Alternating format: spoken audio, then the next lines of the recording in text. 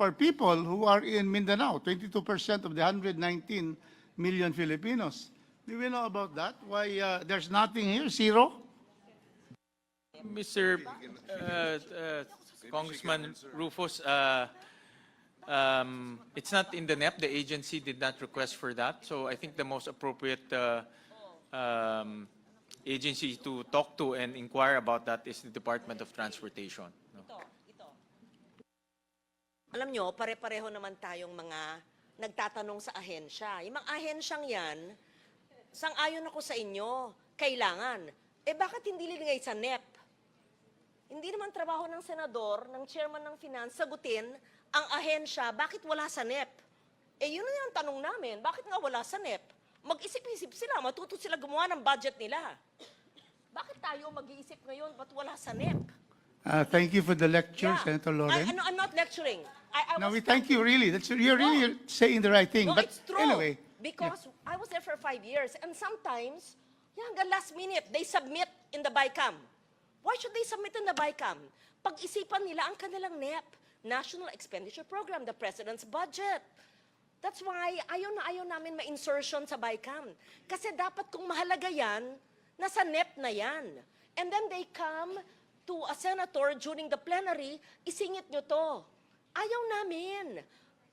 Okay, we amend, but there's only limited fiscal space. And then now, a veteran congressman asks the first-term chair of the Finance Committee, why is it not there?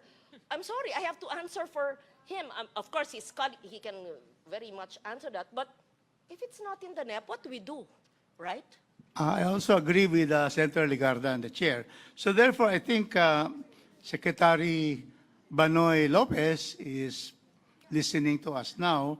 The suggestion of our senator is probably in the next cycle for 2027, we should be able to have that. If I may add, after this, let's organize the oversight committee so that we even, walang masama, we are consulted when they do their NEP. Masama ba yun? Hindi. Kasi lahat ng output natin, sabi natin, bakit ang DND puro infra, ba't kulang sa ganito? So, example yung DND, bakit ito, wala yung Mindanao Rail? Agree kami dyan. Ano mang priorities nila, di ba? Kaya hearing tayo ng hearing. Gawa tayo ng monthly oversight committee ng bicameral. Tanungin nyo yan, kaagad.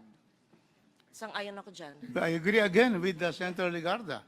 So, in fact, in the budget hearing of the DOTR in the House, there was a commitment of Secretary Lopez that there will be a roadshow precisely to get funders for the two railway phase 1 and 2, so that we can already, once there is a roadshow and there is a funder, then that's the time we can include.